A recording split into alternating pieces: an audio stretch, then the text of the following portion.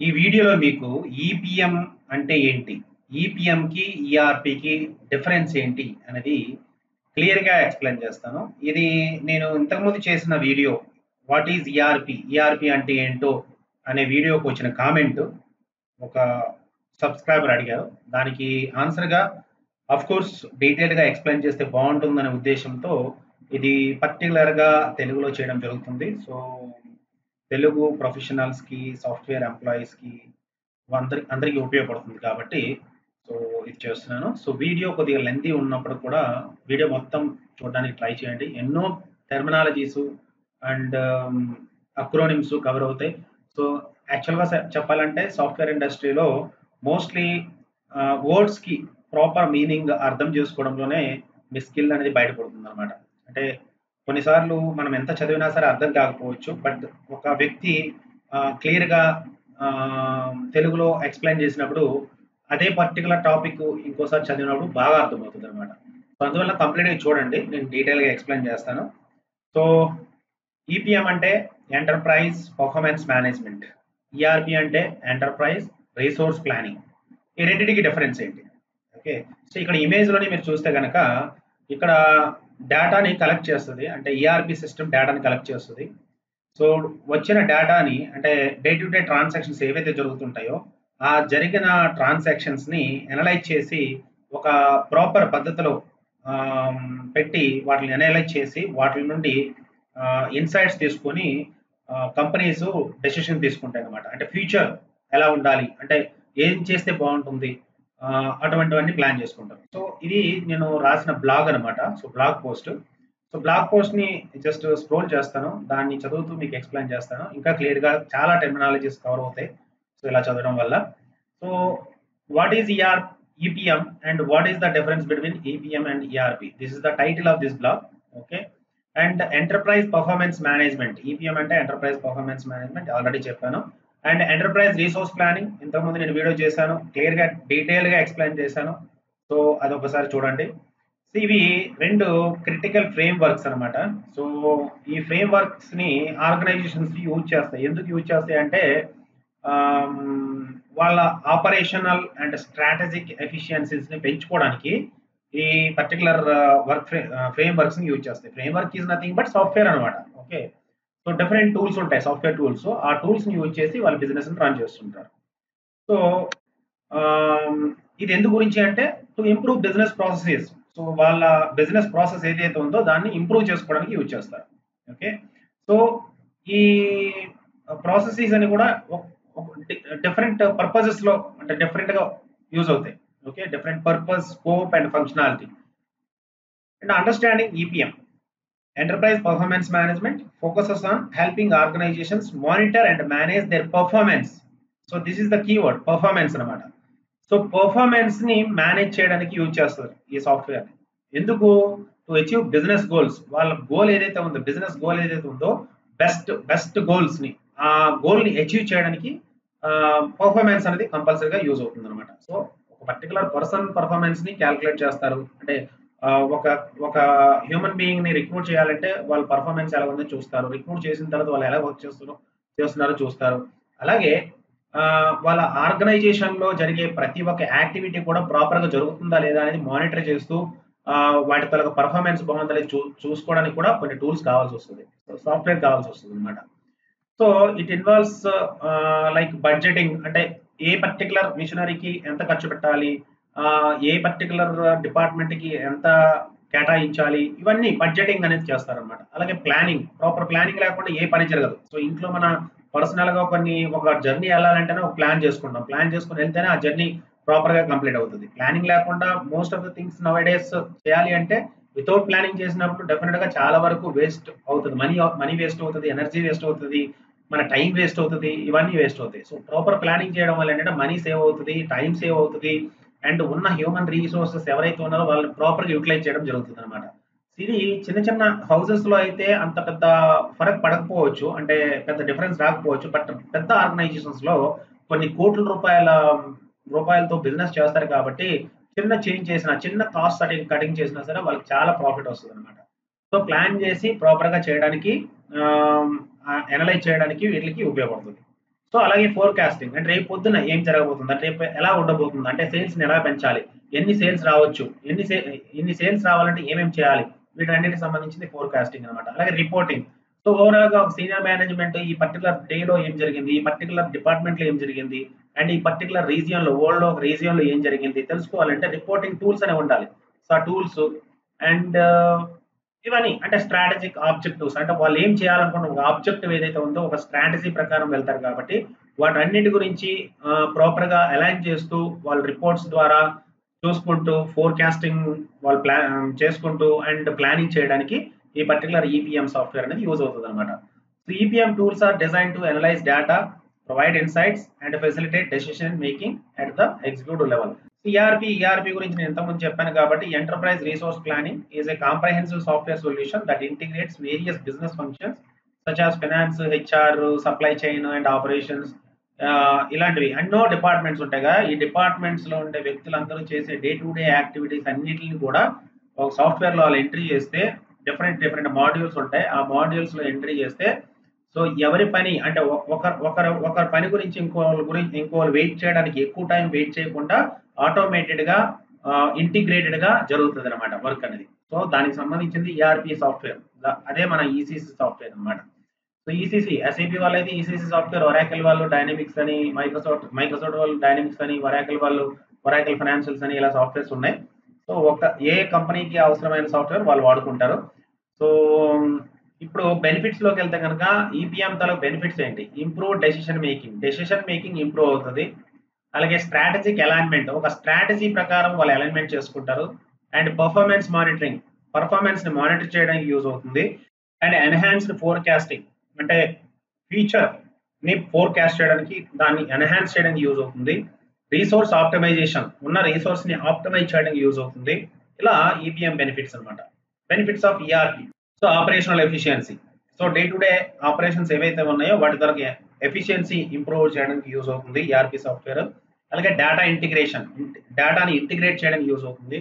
And real time information అంటే ఇన్స్టెంట్‌గా information ఒక దగ్గర మనం డేటాని ఇన్సర్ట్ చేయగానే ఇంకొక మేనేజర్‌కో లేకపోతే ఇంకొక యూజర్‌కో ఆ పర్టిక్యులర్ ఆర్గనైజేషన్‌లో ఉండే ఎంప్లాయీకి ఇన్ఫర్మేషన్ వాళ్ళకి సంబంధించిన ఇన్ఫర్మేషన్ రియల్ టైమ్‌లో దొరుకుతుందనమాట. అంటే ఈ క్షణంలో ఒక అతను ఎంట్రీ చేశాడు అంటే అదే క్షణంలో వేరే సిటీలో ఉండి వేరే కంప్యూటర్ ద్వారా లాగిన్ అయినప్పుడు ఆ ఇన్ఫర్మేషన్ అనేది ఇన్స్టెంట్ గా కనిపిస్తుంది అనమాట. ఎలాగైతే మనకి ఆన్లైన్ లో వెబ్సైట్ లో మనకి ఇన్ఫర్మేషన్ పోస్ట్ చేయగానే కనిపిస్తుందో అలా రియల్ టైమ్ లో డేటా అనేది అవైలబిలిటీ ఉంటుంది.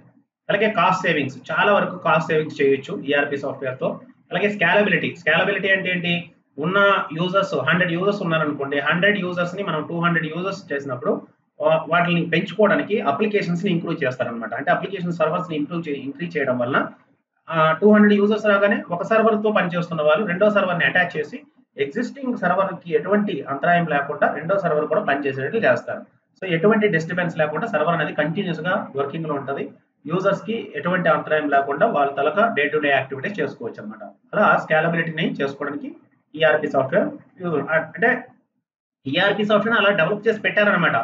సో అన్ని రకాల ప్లానింగ్ ప్రకారము ప్రతిదీ ఒక బిజినెస్ కి ఏమేమి అవసరం అవుతుందో, బిజినెస్ లో ఎన్నెన్ని డిపార్ట్మెంట్స్ ఉంటాయో, ఎంతమంది ఎంప్లాయీస్ ఉంటారో, ఎంప్లాయీస్ కి ఏమేమి అవసరాలు ఉంటాయో, అలాగే కస్టమర్స్ కి ఎటువంటి రిక్వైర్మెంట్స్ ఉంటాయో, అలాగే సప్లయర్స్ కి ఎటువంటి రిక్వైర్మెంట్స్ ఉంటాయో, ప్రతి ఒక్క దాన్ని ఒక మాడ్యూల్ గా చేసి సాఫ్ట్వేర్ డెవలప్ చేసి పెట్టారు.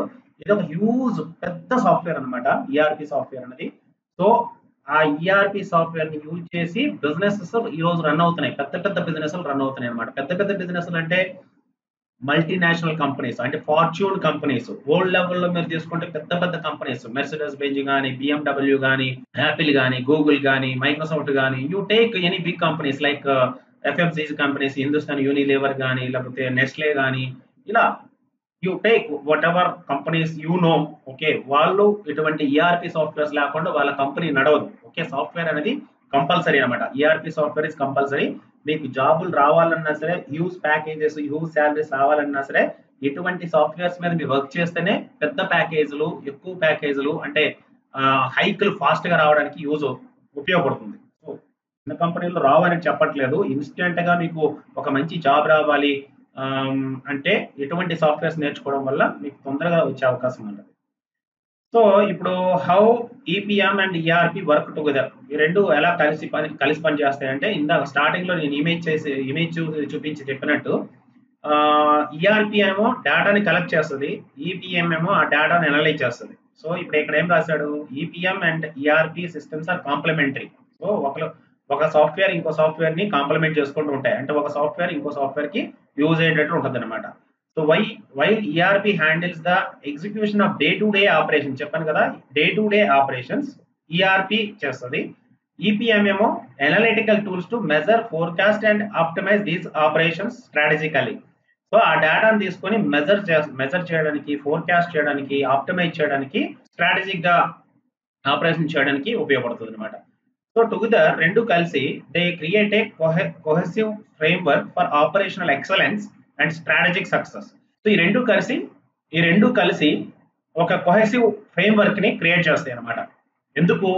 ఆపరేషనల్ ఎక్సలెంట్ ఆపరేషన్స్ జరగడానికి, స్ట్రాటజిక్ సక్సెస్ ఒక పద్ధతి ప్రకారం సక్సెస్ సాధించడానికి ఉపయోగపడతాయి అనమాట. వెరీ పవర్ఫుల్ సాఫ్ట్వేర్స్ ఇవి. ఓకే, బిగ్ ఆర్గనైజేషన్స్ కి. So choosing the right system, so proper system ని మీరు చూస్ చేసుకోవాల్సి వస్తుంది. And when deciding between EPM and ERP, organizations must consider their specific needs. వాళ్ళ నీడ్స్ ఏంటనేది కన్సిడర్ చేయాలి. For businesses aiming to streamline operations, ERP is the ideal choice. Okay, వాళ్ళ business ని operations ని stream line చేయడానికి ERP అనేది ఒక ideal choice అనమాట. ఓకే, ఒక ఇంపార్టెంట్ ఒక సాఫ్ట్వేర్ అనమాట. However for those focused on achieving strategic goals and improving decision making, EPM is more suitable. అంటే డెసిషన్ మేకింగ్ చేసుకోవడానికి అండ్ ఒక స్ట్రాటజిక్ గా గోల్ సెట్ చేసుకోవడానికి, గోల్స్ ని అచీవ్ చేయడానికి ఆ పర్టికులర్ కంపెనీ ఆలోచిస్తుంటే కనుక ఈపీఎం అనేది మోర్ సూటబుల్. ఓకే, సో రెండు ఉండాలి. సో రెండిట్లో ఏది మెయిన్ అనేది చూసుకొని ఆ బిజినెస్ తగ్గట్టుగా వాళ్ళు ఇంప్లిమెంటేషన్ చేయించుకుంటారు. So most organizations benefit from implementing both systems for a holistic approach to management. So చాలా కంపెనీస్ రెండు సిస్టమ్స్ ని ఇంప్లిమెంట్ చేయడానికి ప్రయత్నిస్తాయి. ఒక హోలిస్టిక్ అప్రోచ్ అంటే ఒక సంపూర్ణమైన ఫలితాన్ని సాధించడానికి మేనేజ్మెంట్ ఎప్పుడు ఆలోచిస్తూ ఉంటుంది. కాబట్టి రెండు సాఫ్ట్వేర్స్ ని ఇంప్లిమెంట్ చేసుకోవడం వల్ల అటు డే టు డే యాక్టివిటీస్ అంటే ఆపరేషనల్ ఎక్సలెన్స్ పొందొచ్చు, ఇలా డెసిషన్ మేకింగ్ అంటే క్లియర్ డెసిషన్ మేకింగ్, ఫ్యూచర్ లో ఏదైనా సాధించాలి అంటే ఒక గోల్ సెట్ చేసుకుని ఆ గోల్ ని అచీవ్ చేయడానికి ఒక పద్ధతి ప్రకారం వెళ్తే కనుక ఆ గోల్ కూడా అచీవ్ చేయొచ్చు అనమాట.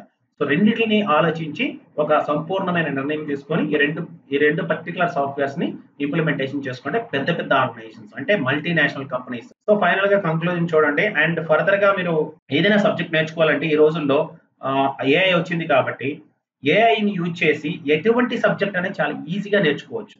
ఓకే, అందువల్ల నేను ప్రాంప్ట్ ఇంజనీరింగ్ అనే కోర్స్ ని కండక్ట్ చేస్తున్నాను. ఎవరికైనా ఇంట్రెస్ట్ ఉంటే కనుక కాంటాక్ట్ చేయండి. So I will explain each and everything about artificial intelligence, machine learning, generative AI, and prompt engineering. And of course, I will also explain how to utilize Python programming language. Python programming language is the backbone for many things. ఈ రోజుల్లో ఈ ERP software తో పనిచేసిన వాళ్ళకైనా సరే, EPM software లో పనిచేసిన వాళ్ళకైనా, ప్రోగ్రామర్స్ కైనా, డెవలపర్స్ కైనా, లేకపోతే బిజినెస్ అనలిస్ట్లకైనా, బిజినెస్ సొల్యూషన్ ఆర్కిటెక్ట్స్ కైనా, ఎవరికైనా సరే ప్రాంప్ట్ ఇంజనీరింగ్ అనేది కంపల్సరీ ఈ రోజుల్లో. ఓకే, ఇది ఒక యాడెడ్ స్కిల్ గా అడుగుతారు. ఇది తెలుసుకుంటే కనుక మీరు చాలా ఫాస్ట్ గా చాలా విషయాలు నేర్చుకోవచ్చు. అండ్ మీ కంపెనీలో డే టు డే యాక్టివిటీస్ కూడా చాలా ఫాస్ట్ గా మీరు పెర్ఫామ్ చేయొచ్చు, అందరికంటే ముందు ఉండొచ్చు అనమాట. ఇక్కడ టాబ్లెట్ ఫార్మాట్ లో ఇచ్చాను. సో మీకు టైం ఉన్నప్పుడు ఈ బ్లాక్ వచ్చి చూడండి. సో అంతా డీటెయిల్ గా ఉంటుంది. So that's all. అంటే ఈ విధంగా ఎక్స్ప్లెయిన్ చేయడానికి ప్రయత్నిస్తాను ప్రతి ఒక్క టాపిక్ ని.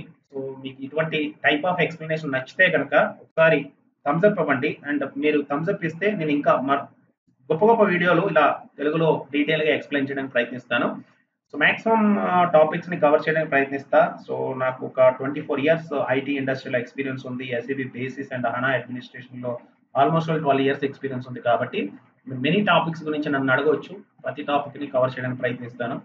సో అఫ్ కోర్స్ మీకు ఈ వీడియో నచ్చింది అనుకుంటా. ఒకసారి సబ్స్క్రైబ్ చేయండి అండ్ షేర్ చేయండి. అండ్ నచ్చితే కామెంట్ ఇవ్వండి. అండ్ కామెంట్ లో నచ్చినా నచ్చకపోయినా ఏదైనా సరే కామెంట్ అయితే చేయడం మర్చిపోవద్దు. సో మీరు ఇచ్చిన కామెంట్స్ని బట్టే ఫర్దర్ వీడియోలు రికార్డ్ చేయడం జరుగుతుంది, ఎందుకంటే ఎంకరేజ్మెంట్ కావాలి. సో నేను చాలా రోజులు వీడియోలు చేయడం స్టాప్ చేశాను because of some other problems. But ఫర్దర్గా రెగ్యులర్గా వీడియోలు రికార్డ్ చేయడానికి ట్రై చేస్తాను. Thank you so much guys, bye.